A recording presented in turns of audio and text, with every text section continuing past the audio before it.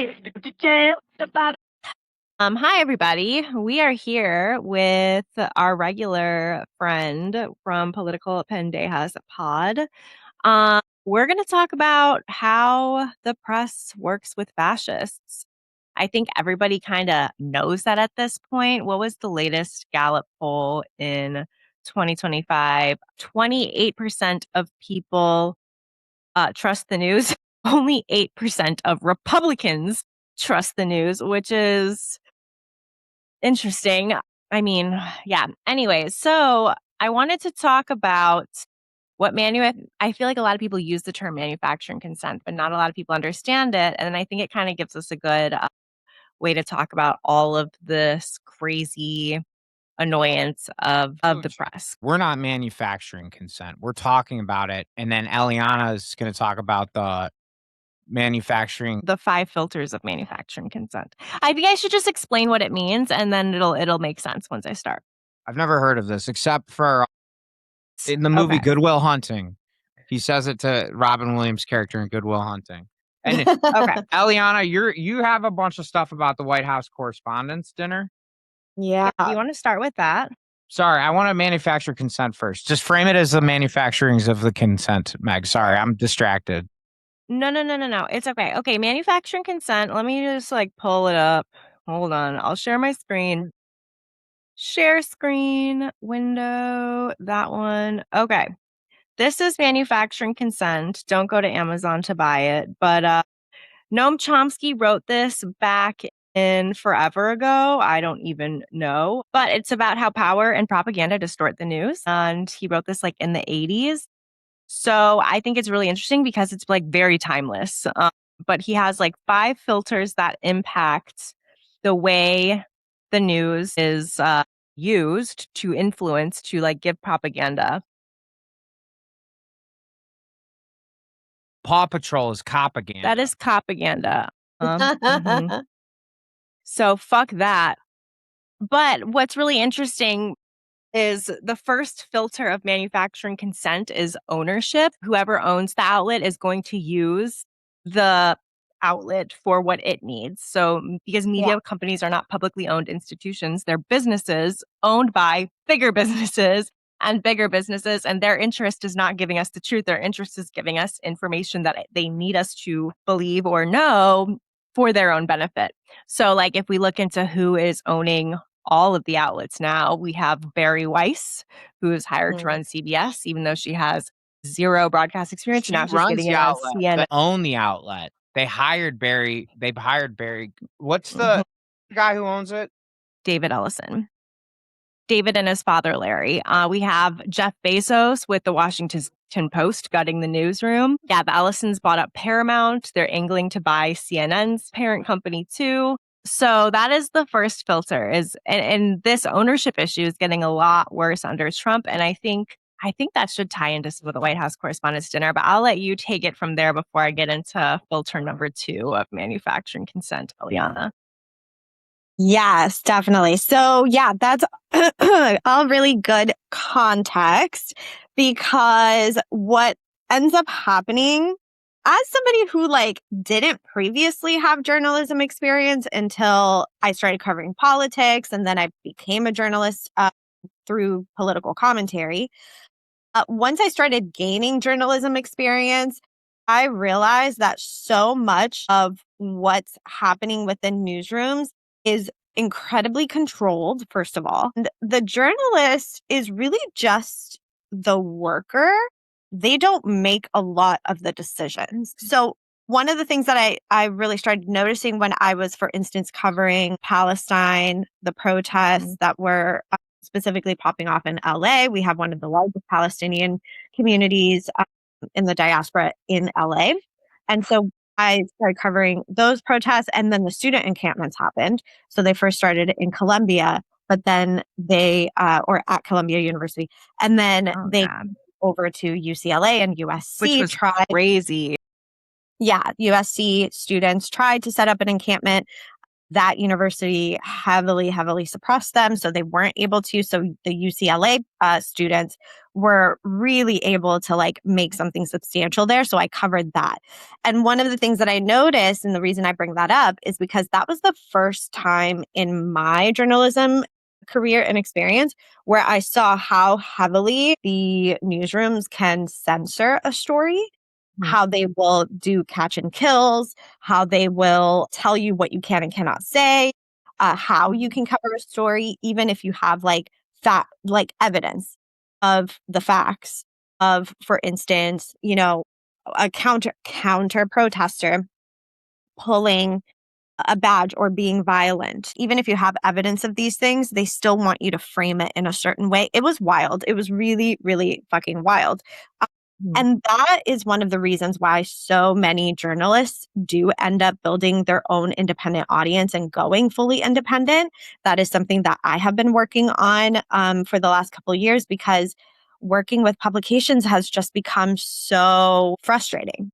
And so, yes, when you have ownership, for instance, one of the outlets that blacklisted me during the Palestinian encampments, student encampments and Palestine protests here, they were owned by a billionaire. And one of the things that happened is I was just a freelancer for them, but even like any freelancer that was touching the subject of Palestine was like, no, we're not running your stories. Staff ended up getting fired, wanting to portray the situation accurately rather than how these billionaires and these like Zionist editors wanted them to portray the situation. So newsrooms and media that prides itself in being accurate are actively suppressing and censoring and controlling certain narratives based on either what the editor wants or doesn't want, or what the owner wants or doesn't want. So what we're seeing with Barry Weiss, for instance, who was running the Free Press, she was literally an opinion writer. She wasn't even a journalist. What she did with the Free Press is she was able to control the narrative and tell stories that you wouldn't see on mainstream, right? Like she was using that type of narrative to actually push an agenda that was rooted in opinion and not fact. And that is what a lot of these billionaires want to happen. And so one of the things that I'm seeing with the White House Correspondents Dinner, for instance, which a lot of people are obviously confused as like, why would they even want to have it under this administration? Like, why not just skip it the next 4 years and like resume? We're not under a fascist regime. One of the things that everyone's noticing is like these journalists from predominantly mainstream corporate media are like keying with fascists and Nazis at this like gala that looks like the Hunger Games, where everyone's in like ball gowns and like made up, and they're all getting awards for presenting quote unquote the facts. But The as most we know, filtered version. exactly. Raising my hand, asking a question here. Do you mean that Jake Tapper, that has a pocket square with the First Amendment on it at the White House Correspondents Dinner, you mean that that's not an effective form of resistance? He's not a beacon of truth. What? I'm actually making. I actually worked at just to jump in to give you an idea of like how billionaires behave with their newsrooms. Like a lot of times they don't even care about money; they just care about control. And like one example is when I was working at DNA Info, which was kind of like New York. It was kind of like the Gothamist or like Time Out or like the Chicago Readers or Block Club. It was like a local thing, and it would actually be delivered for free. There are 70 Chicago neighborhoods. It would be a physical paper delivered for free, and we would make money on advertising. I sold advertising, but after I left about 6 months later, the newsroom, the reporters were going to organize, and the owner of DNA Info was the Ricketts, like old man Ricketts. He was a douchebag. He made a ton of money on TD Ameritrade. Like he's a scumbag. Met him at a Christmas party. He's just a big fat creep. And he didn't do anything creepy. He just gave me the heebie-jeebies. I didn't like him. But as soon as he found out that the reporters were unionizing, he simply just shut down all of the papers. Like he found out they were going to vote for a union, and before they could even vote, he just totally destroyed the company. He was like, "Nope, done. Forget it. It's over." So you What a sold bait. advertising. This brings me to point two. So I'm like curious to hear if you could see how this would have worked. But so filter 1 is ownership. Filter 2 is advertisers and funders. Outlets have to protect whoever pays the bills. So if a report will somehow hurt funders, they're going to kill the report or sanitize it to not upset their funders. Steve, as somebody who is selling advertising for publications, have you seen how that would play out?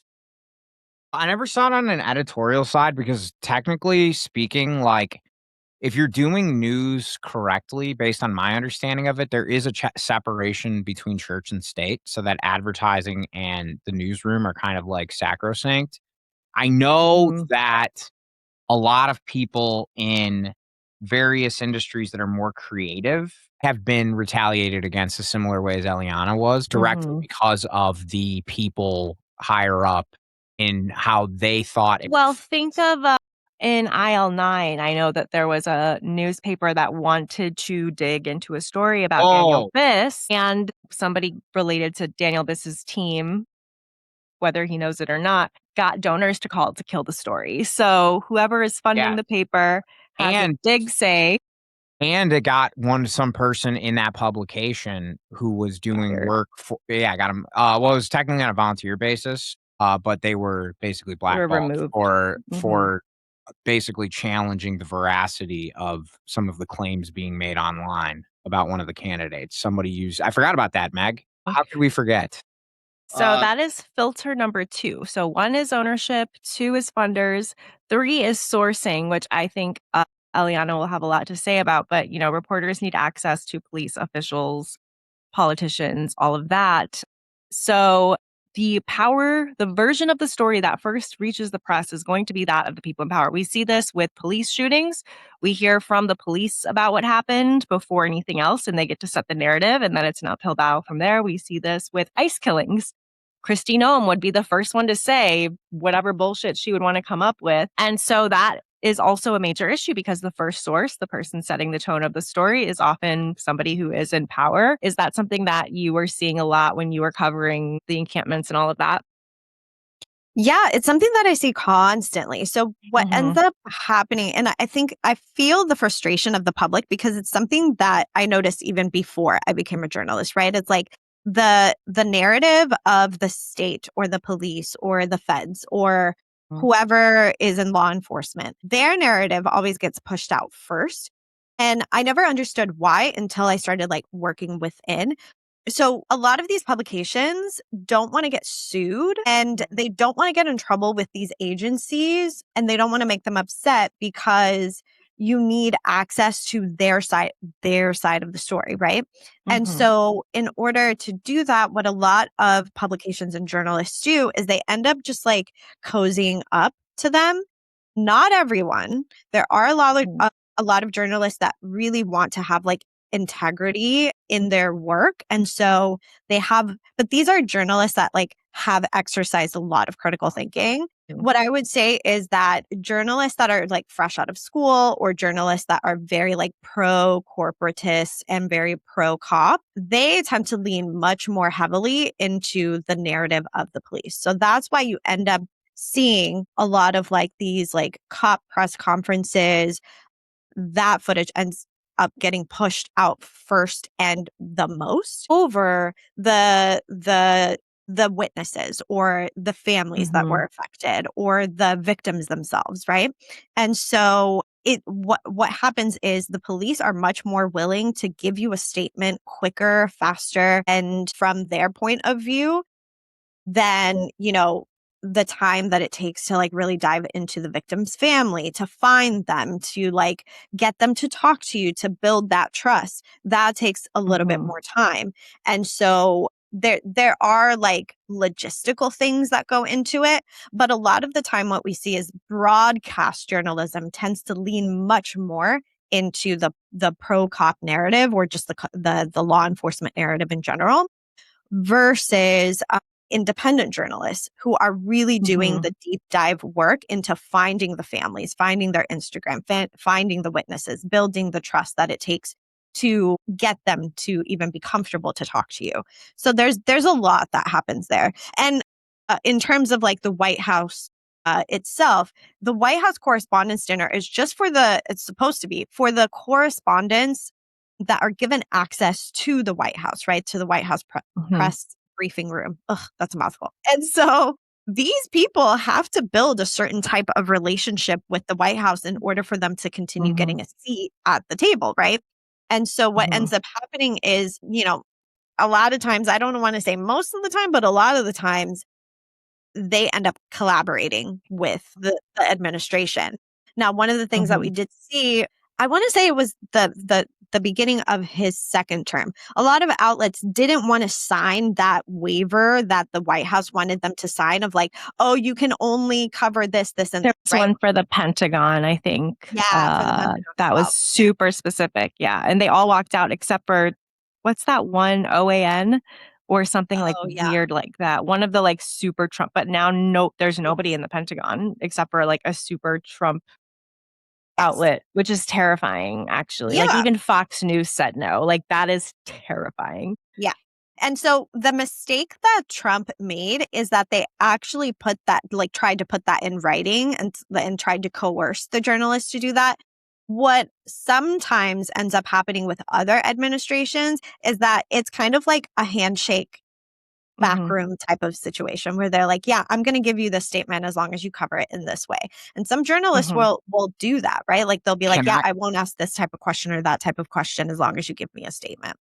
Can I jump in real quick here? Because I actually wrote a Substack that no one read about this, but as a comedian, I find it egregious how badly, like, if you're not funny, you get fired, right? Like, if you're making a movie and it doesn't make any money, no one gives you money for another movie because it's a bad investment. But the problem with political commentary and political journalism is that there is the incentive structure is all wrong.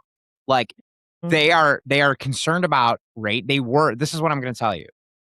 And you tell me if I'm wrong here. But my theory on how Trump wins in 2016 is because for too long, media was based on your strength of a broadcast journalist or any journalist for that matter was your access. To Meg's point, the access industrial complex is what I call it, right? So the way that plays out is like Jake Tapper can't give a hardball interview to Hillary Clinton about her support for Israel in 2011, because if she does that, then Jake Tapper doesn't get to interview her in 2016 if she wins the presidency.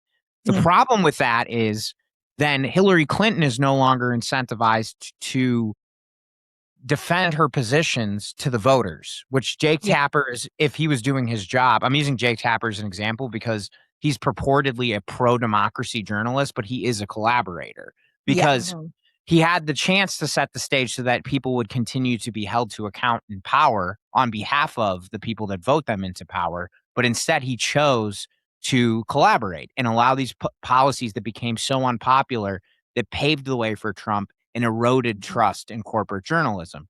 Now, the reason that has changed is because the means of production have been democratized. Now, anybody with a camera phone can technically be telling the stories that people want to hear.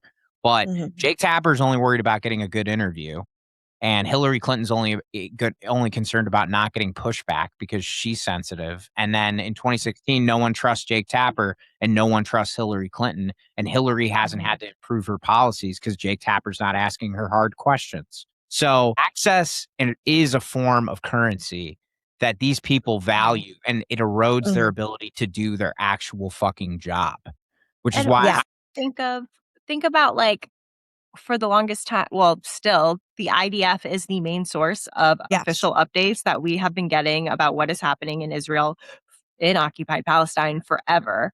And so that is the official source. People want to be able to cover it. So they're just going to go with whatever the Israeli government says.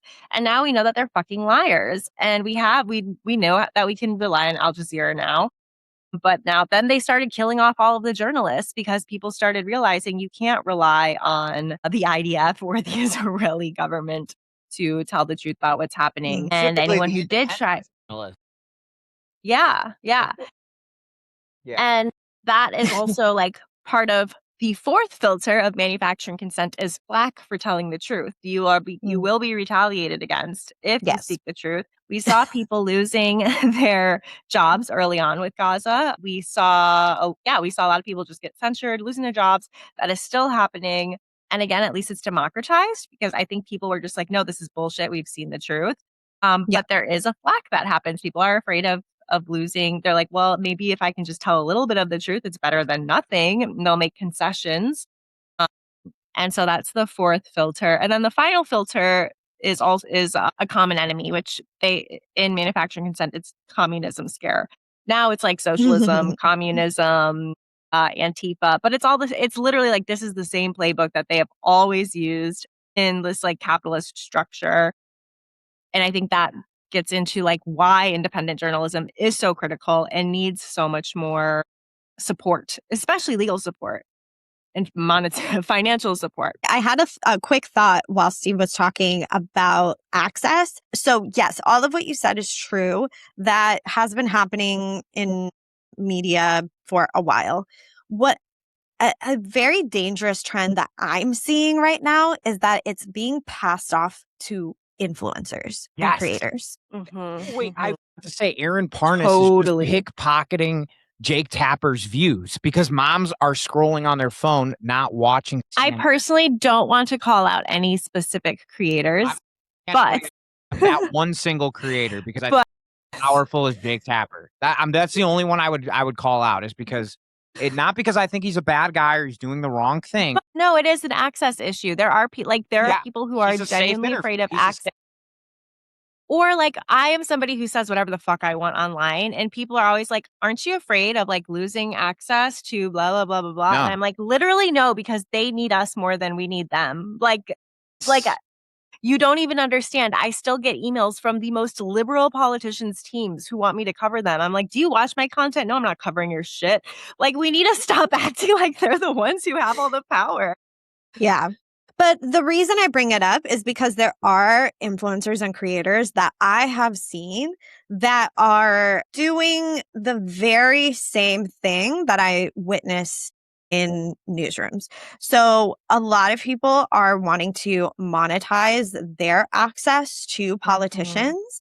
And so they will literally like have, get paid a lot of times to have a politician on their show, Instagram, whatever.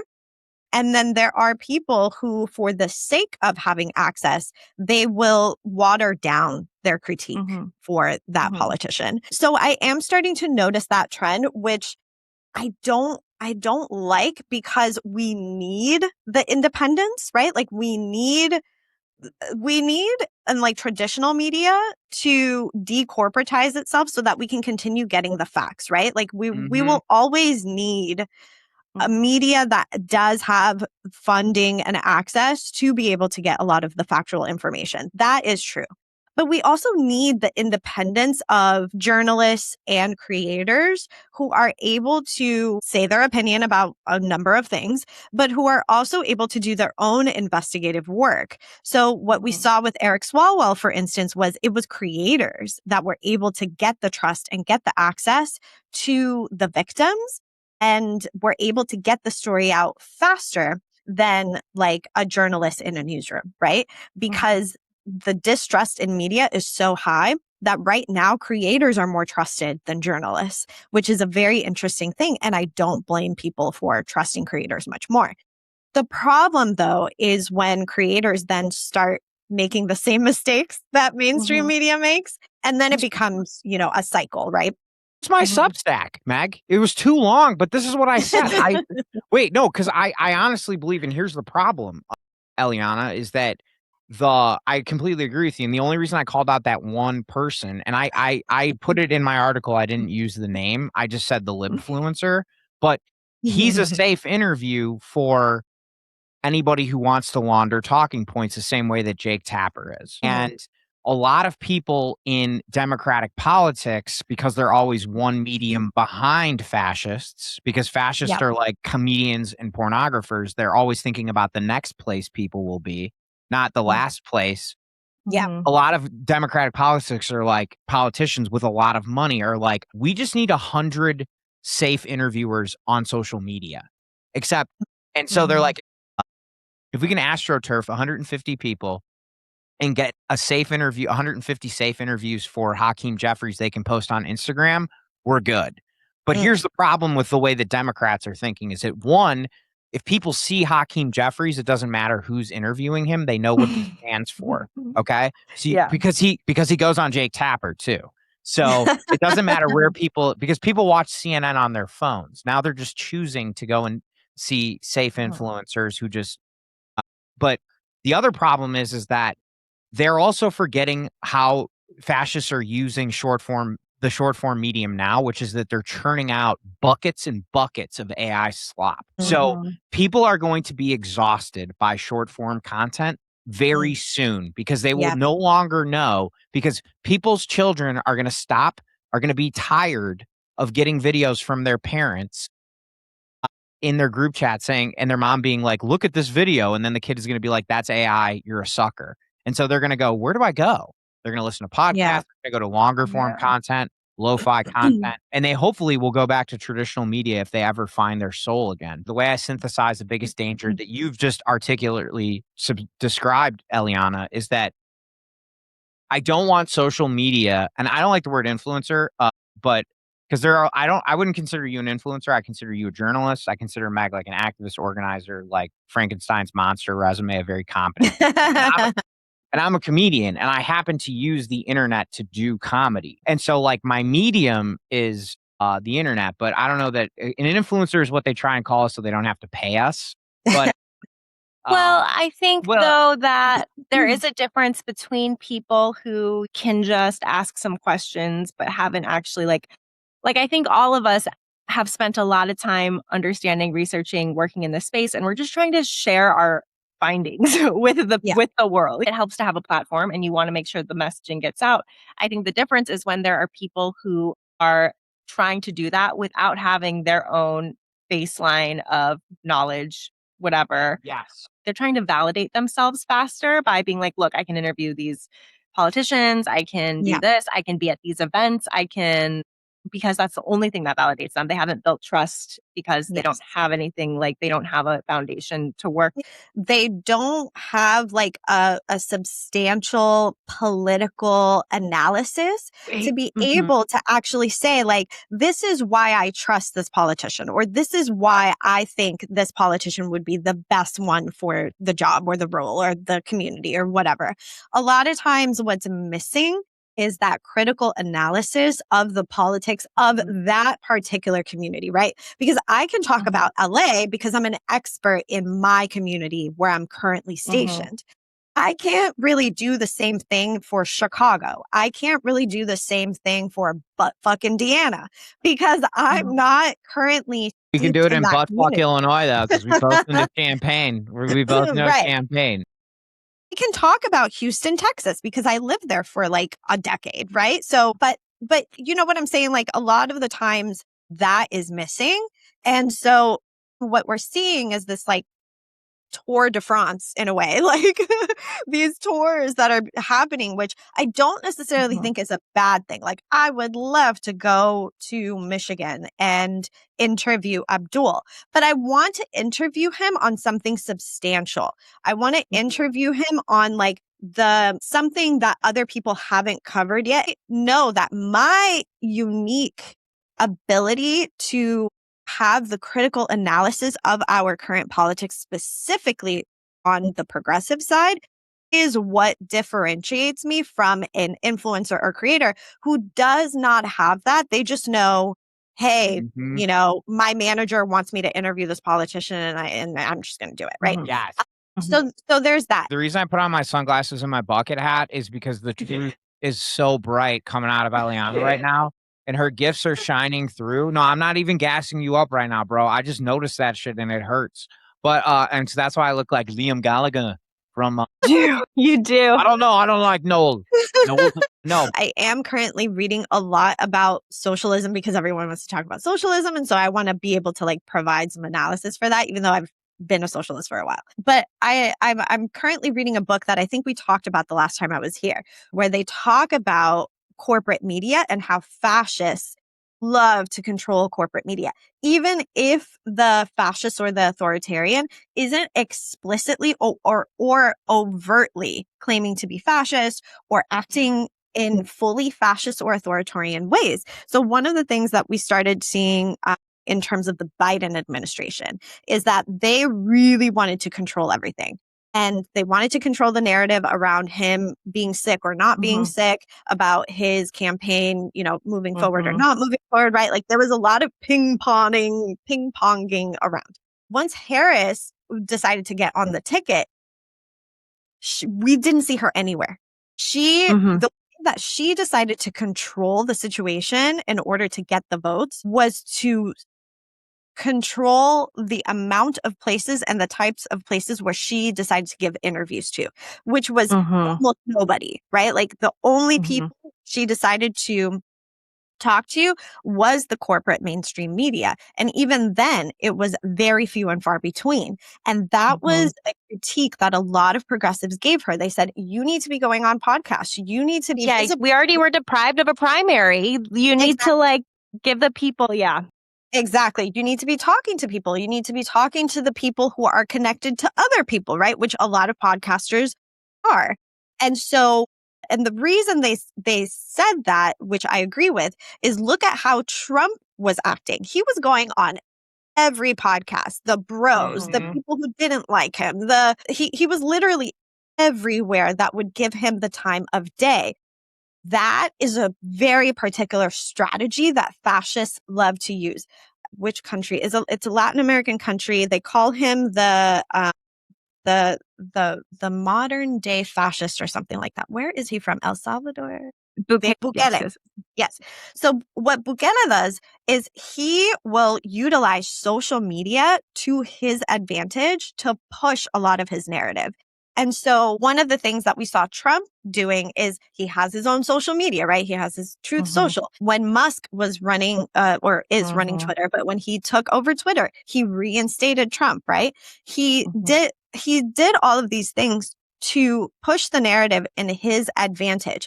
And one of the very strategic things that his campaign did the first time he ran in 2016 is that he really infiltrated media, because as a reality star, he understood that any type of attention is good attention, whether it's good, it's bad. You just need to be visible and need to be seen. One of the things that has been also heavily studied is that people who get the presidential ticket or who are the most successful in their campaigns are people who have name recognition. If you are visible, people, whether you are good, bad, whatever, people will recognize your name and they are much more likely to vote for you, especially if they are uneducated in politics. That is what Trump has successfully done to our disadvantage, right? But that's what Harris should have done, even if she had changed her mind on that. What she should have done is been visible, convince people of why not having a primary and not having the democratic process was going to be beneficial in terms of not getting a fascist and wannabe dictator in office. And instead, what happened is she remained silent. She tried to heavily control the narrative, which did not work. And then she refused to take and adopt a progressive agenda. That was to her detriment. The DNC even said so in their stupid ass report that they refused to release until a year later. So all of these things culminate to what we're seeing at the White House Correspondents Dinner is that so much of what happens now in journalism is heavily controlled by the billionaires, by the oligarchy. And now people are running to independent media and to influencers. And now that landscape is shifting and changing. Well, and so it's a mess. The whole thing is a mess. Well, here's the thing is, and yes, I agree. Again, the glasses are still on. That doesn't mean if I take them off, it's any less true. It just means it's getting heavy. But the thing I would say to synthesize, especially because now Democratic strategists keep repeating, we need to flood the zone. We need to flood the zone. Like, guess what, guys? That was what they said in a secret meeting 10 years ago. And so we're already playing with the last playbook. When we say we are the Democratic Party is reactionary, it means that they are reacting to the tactics and strategy of our enemy. We need to be responsive. We need to organize. We are just not organized the way they are. No. Yeah, organizing is the thing. And that is something we need to do too.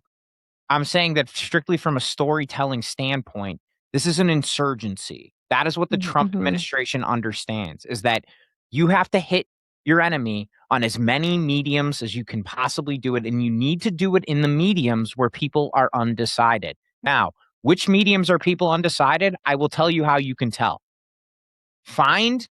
This is what we used to do in a legacy media. I'm taking my glasses off because everything I say is Expo, not Sharpie. So we don't know if it's the truth. And I don't have a mirror, so I don't know if it's true or not. But in legacy media, when we used to do, yesterday I had a quote from a guy named Grant Tinker, who my boss, he was the chairman of NBC. And I used to work for his son, not a Nepo baby. He started out as a production assistant for 10 years and then ended up producing NYPD Blue and a bunch of like original programming. He won 4 Emmys. But I worked for him for 4 years, and every Tuesday, every Thursday, our show, we would get ratings from Nielsen. So Nielsen is who used to do TV ratings. And basically there were 5,000 Nielsen boxes in the United States of America. And it was basically like a poll, except a poll for television, right? Who was watching what from 8 to 10 o'clock? And why is that important? The reason that's important is because that is how you used to price advertising rates. Depending on the amount of people watching your show, the more people watching your show, the more money you made. This is a windup, okay? The most important number was the key demos. The key demos were 18 to 45-year-olds for advertising premiums. Why is that the most important demo? This is my theory, but I think it's because 18 to 45-year-olds, at least back in the day, used to be the people that would spend the most money on looking cool, right? Now, when you're looking at, if you want to know who is culturally relevant, it's hard to tell from advertising because Gen Z is the most advertised to generation ever, so they don't do a very good job of it. But if you want to see who's irrelevant, this is what I say. Figure out who is running prescription medication ads, figure out who is running household ads. Anything for a house, like a roofing ad or a prescription medication ad or any kind of like premium household products, because the only people who can afford houses are old people. And the only people who need medication so much that you have to advertise it are old people. And if you look at, this is the other thing that's fucked up about the legacy media system. If you look at legacy media, all of the ads are local roofing commercials because they're boomers. They're for boomers and they need to get their house re-roofed. It's because they've had their houses for 30 years. And it's prescription medication, right? Now, if you watch sports, it's crypto and gambling. Everything is crypto and gambling and like chicken fingers, right? We know that 18 to 45-year-olds, so networks are surviving from programming of sports. Yeah. And legacy corporate media is surviving by prescription medications, housing ads, and every 2 and 4 years, they sell political advertising for the full rate card. And what I say by full rate card, that means that a rate card is how much it would cost to purchase advertising at that network. And typically, because I used to work in legacy advertising sales too, you can get a deal on, like, Meg, we could take out a commercial right now and it would be relatively inexpensive because no one wants to buy it. No one wants to buy it. So we could call them and they would say, our rate's $1,000. And we're like, we have $50. Yeah, I'll do it for $250. And it's like, okay, cool. So I just got it at 25% of rate card. You know who doesn't negotiate for the price of political advertising? Is politics. No, you don't have to for the Super Bowl. But political consultants, not only do they not negotiate for advertising on legacy media, they don't want to. Because if they buy it from people at networks, they get a kickback. So if I buy $1 million of advertising from CBS and I work for Cory Booker's campaign, I'm using Cory Booker as an example. I imagine he has people like this, but who knows? Or Kamala Harris. If I work for Kamala Harris's campaign and I go to CBS and I say, hey, I'm going to buy $1 million worth of advertising, their rep will kick back 10% of that to them, to the consultant. That's how the consultant gets paid. So they are incentivized to be inefficient with their money. For a bunch of people who whinge and moan about socialism, they are incredibly inefficient when it comes to maximizing the spend when they're fighting for democracy. And they tend to rely on traditional media because it happens to have the best margins. So what happens? Political consultants write shitty ads and they sell a lot of them for very high prices because they make a lot of money. What happens what happens when all you're worried about is Jake Tapper's making sure that you can give an interview to the president of the United States so you can go to events where it would require a pocket square, which that would be a lame fucking event. What happens is you have a group of people who are selling bad advertising for milquetoast candidates who have nothing to say. Well, like $60 million on Haley Stevens, which is insane. Right. Insane. And all that happens, all that Haley Stevens says is the same thing that Jake Tapper says. This is a synthesized way to synthesize it. Corporations, capitalism, and corporate politicians have incentivized storytellers with the biggest audiences that make the most money to make safe, no shit statements. What does that mean? And this is what's starting to happen with influencers. You'll notice it. And start paying attention to who is running prescription medication advertising and tech. Like those are tech is the other one, but typically they don't do that on like Fox because no old people. But look at the tech ads, look at the prescription medication ads. And those are the networks where people are making no shit statements. They're saying Trump is bad. No shit. Trump is corrupt. No shit. Trump ruined the White House reflecting pool. No shit. Right?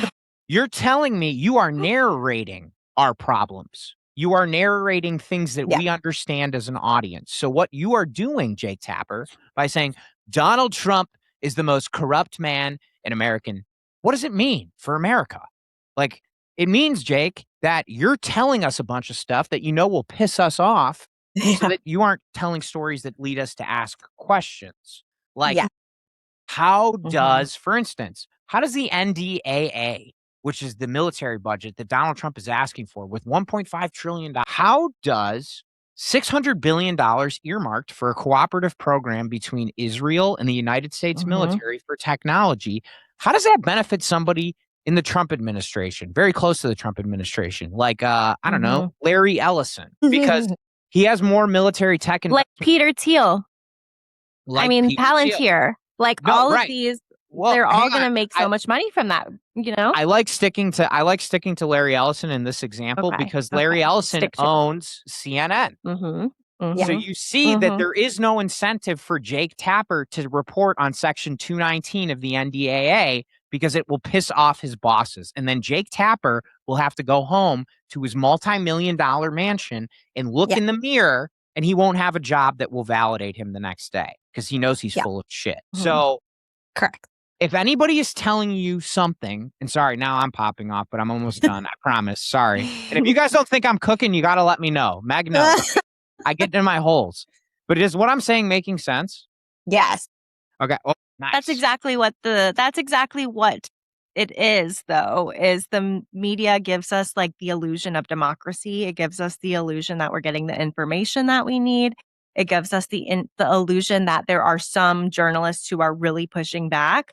But I think all of us probably felt the same way, was like when I was watching on TikTok Gaza, and then I used to be someone who would watch CNN or NBC like every night. But then when Gaza was happening, and I was like, how the fuck are these fuckers not saying anything? And then you realize like this is all an illusion. They're telling us they're just telling us what they want us to believe in order to manufacture our consent to continue to send bombs to Gaza, to continue to let this quietly pass Section 219 and the NDAA That's the thing. And that's the thing I want to tell our audience, because we're learning about manufacturing consent, right? And Eliana has talked about it from the journalist point of view. Meg has talked about it from the same point of view that I talk about stuff at. Well, we're both neurodivergent, so we get like hyperfixated on. Sorry, I don't know if I'm allowed to say that, Meg. My bad. You don't care, right? I am openly neurodivergent. I'm autistic. I have ADHD.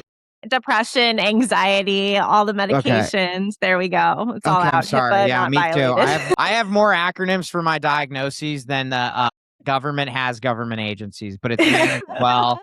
And also, let me just tell you, shout out to Meg. Wait, where's my Meg candle? I got my Meg candle here. Meg, I've been working in creative shit for 15 years, and Meg is the healthiest person. So I'm gonna do that. Like, Meg's all about helping people. We don't have to mask in this place. And it says here, a modest man never talks to himself. I talk to Meg. That's why. So you light a candle and talk to the candle. Pretend it's I me. light a candle in appreciation for you for making me feel safe being who I am. But what I was going to tell our audience about manufacturing consent is that this is the watermark, right? If the person you're getting information from says everything they say, the answer is no shit. You might not be getting information from somebody. You might be getting information from somebody that has an agenda or is being, and this is the thing. The most culturally relevant political commentator right now is doing it for the price of a Honda Civic every year in his bedroom. And I would argue it's Hassan. Like, he's in GQ. Like, my godson, who's Gen Alpha, knows who Hassan is. He also knows who Clavicular is. And both of those, I have no idea who that is still. Yeah. Okay. Well, he's horrible.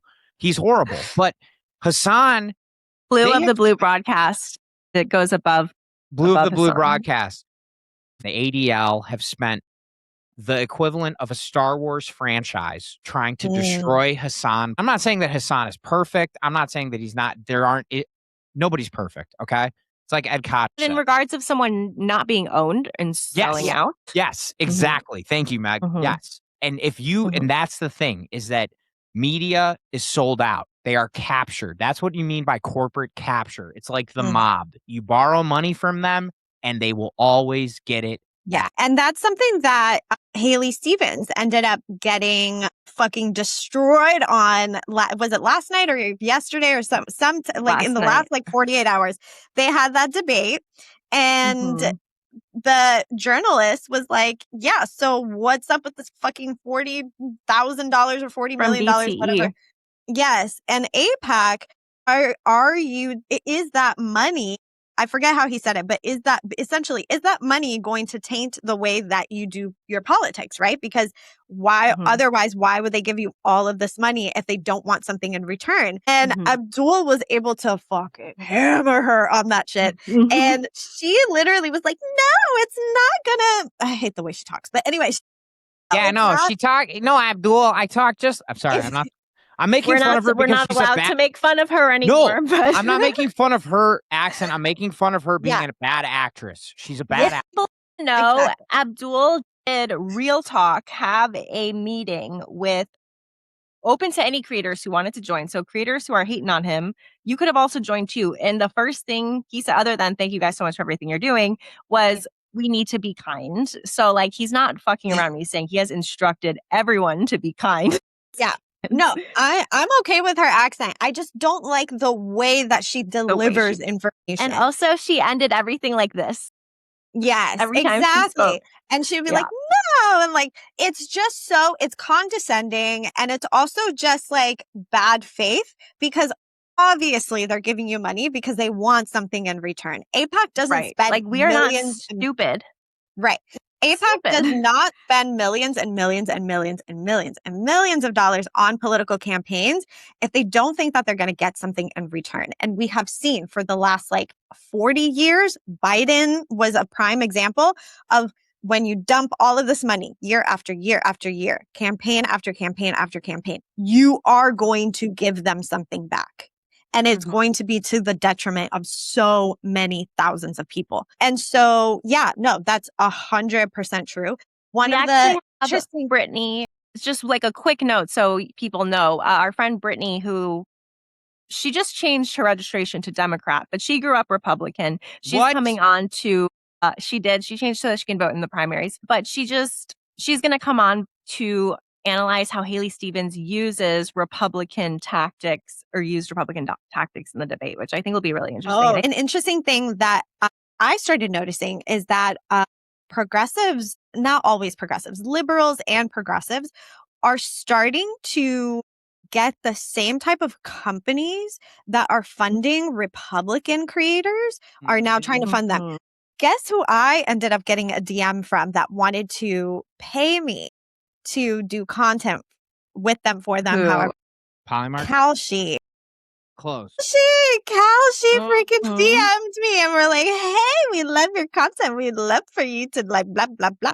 And I literally just left them on red because I'm like, what the thing that they are going to do is they're going to do the same thing that all of what you just said in terms of advertising. They're going to try to do that with people on the left where they're going to be like, yeah, no, there's no stipulations on this money. Like, you can talk about whatever you want. We want you to talk about progressive values, blah, blah, blah.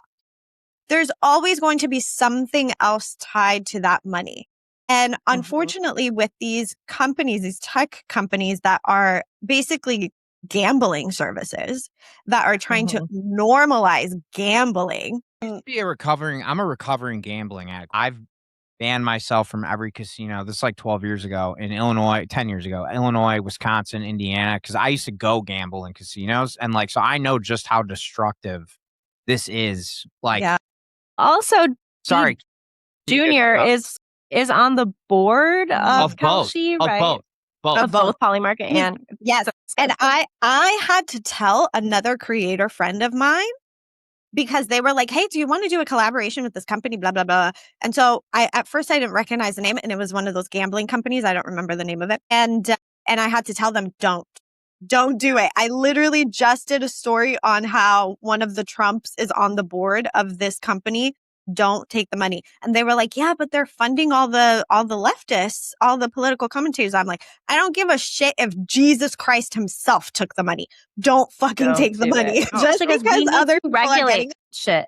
It almost puts, if we're putting our stamp on approval on something that is completely unregulated, that is benefiting, there's so much insider trading going on. It's like, it's so fucked the way they're using it to manipulate elections. Also, I just want to say one more thing.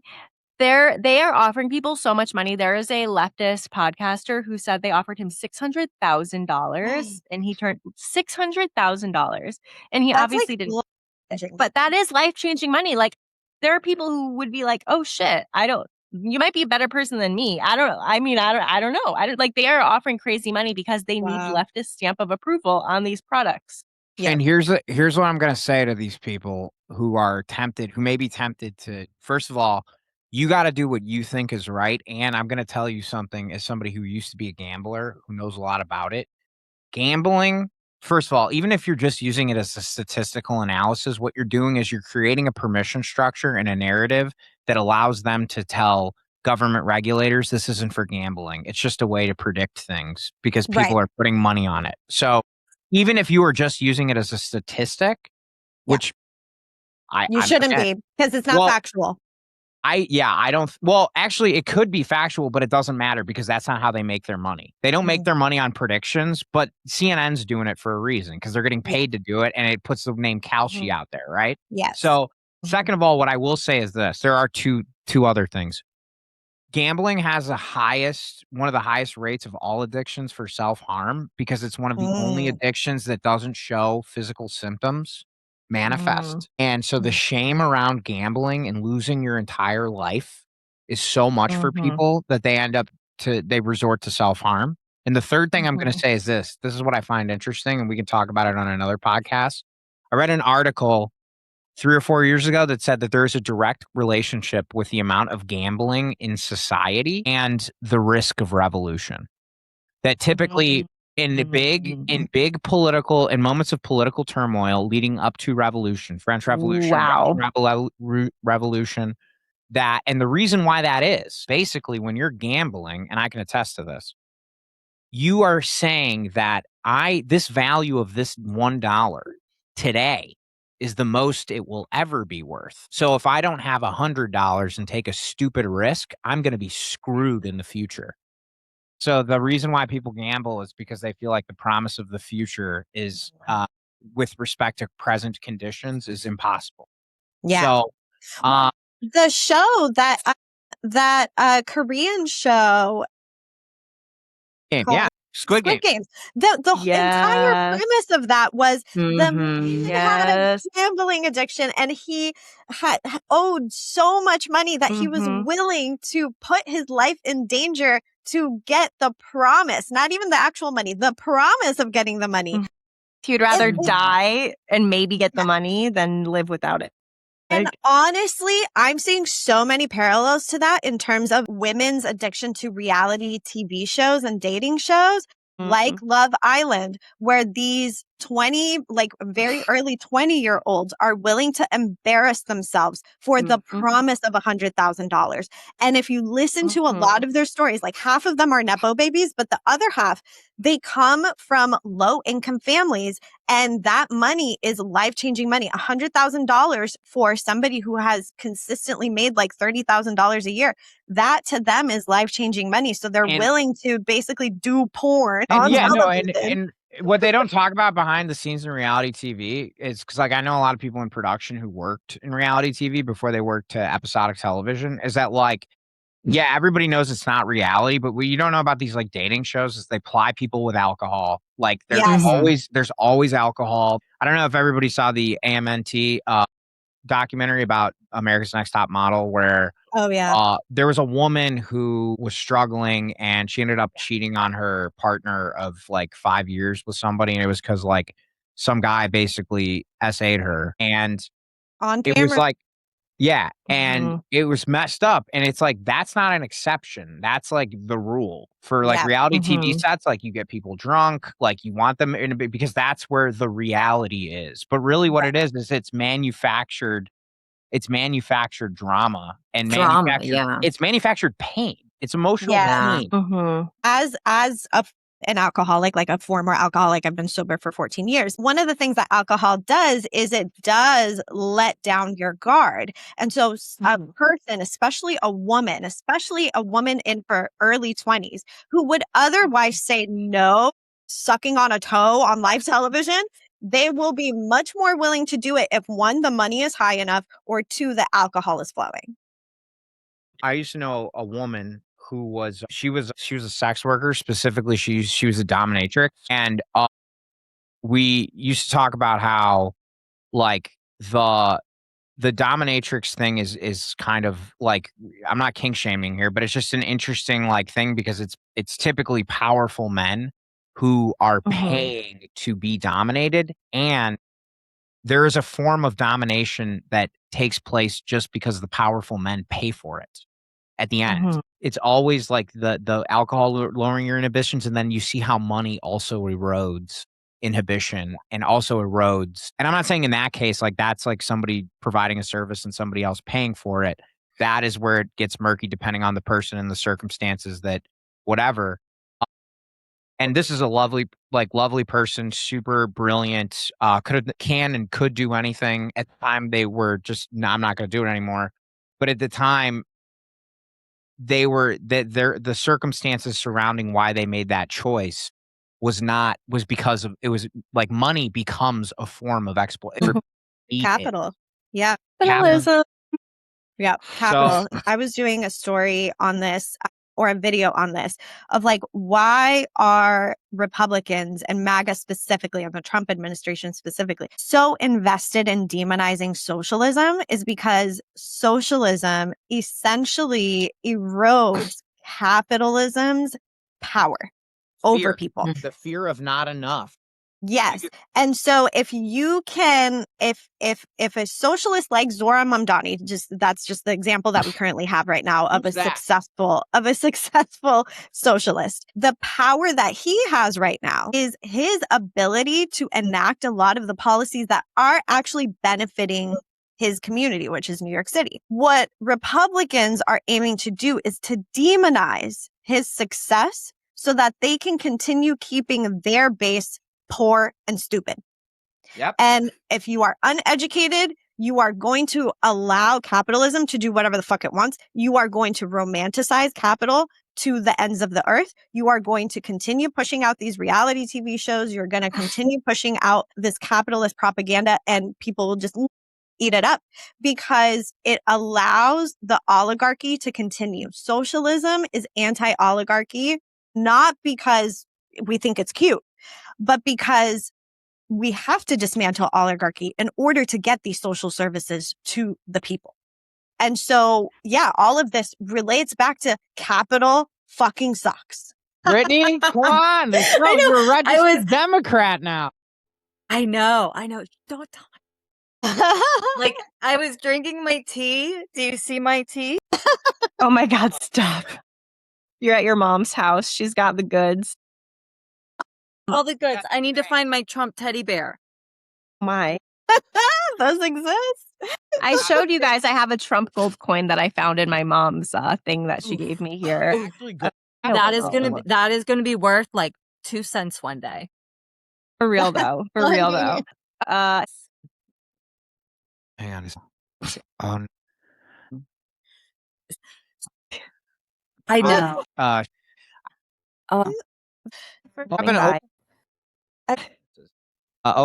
No.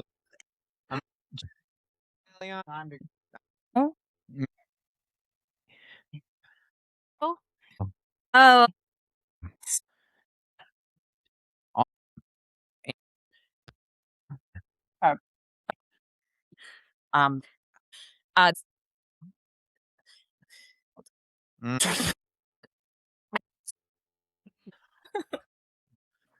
Um,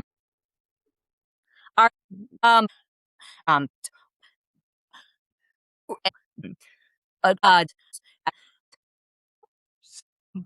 um, uh, I was. You should mention this. Eliana.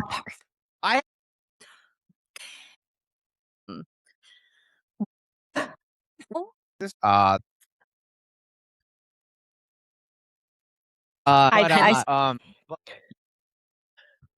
Mhm. Oh, well, that's from him. And then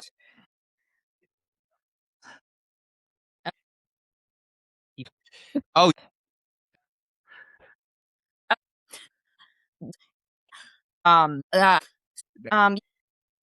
bad.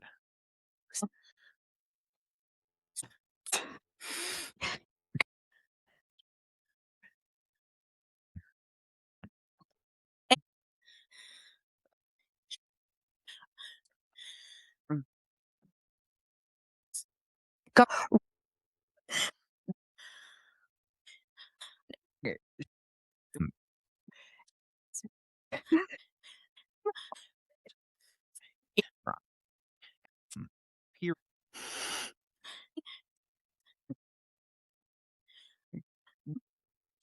and,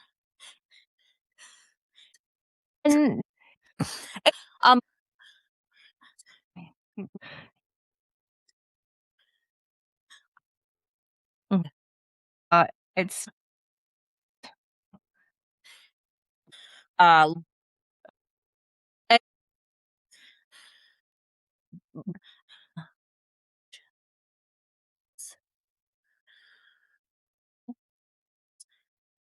yeah.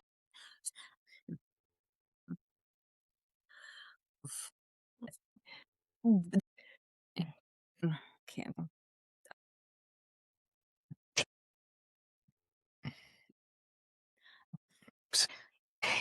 Okay.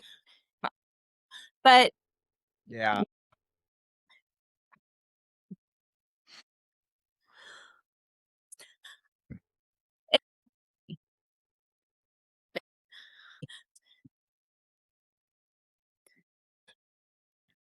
I,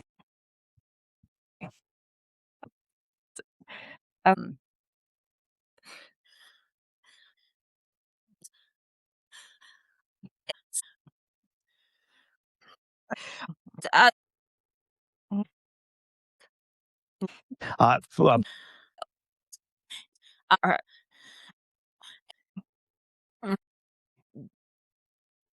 um,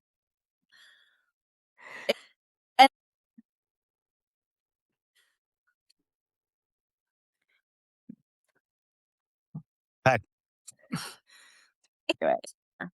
Uh, had a no.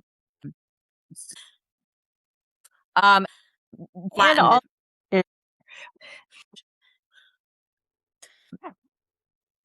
um,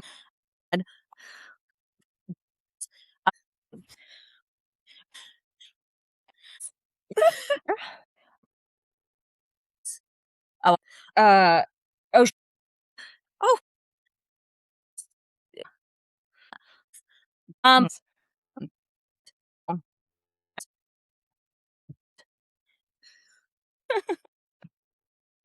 Oh, right.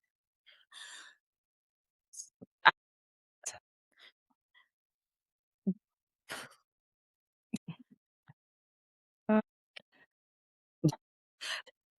uh,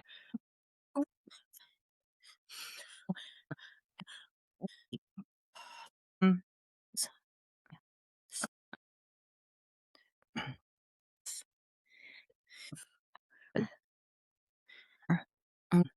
uh,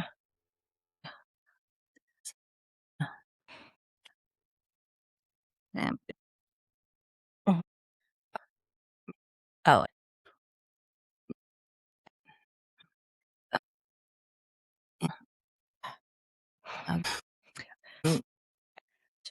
oh, she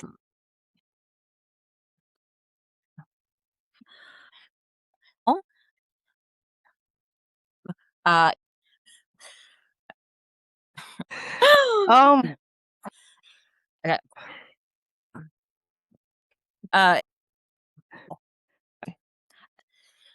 Uh, mm, uh,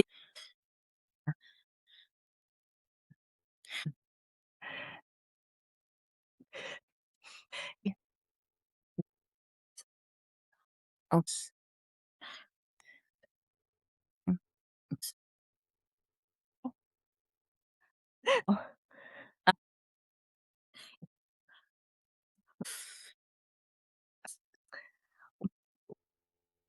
oh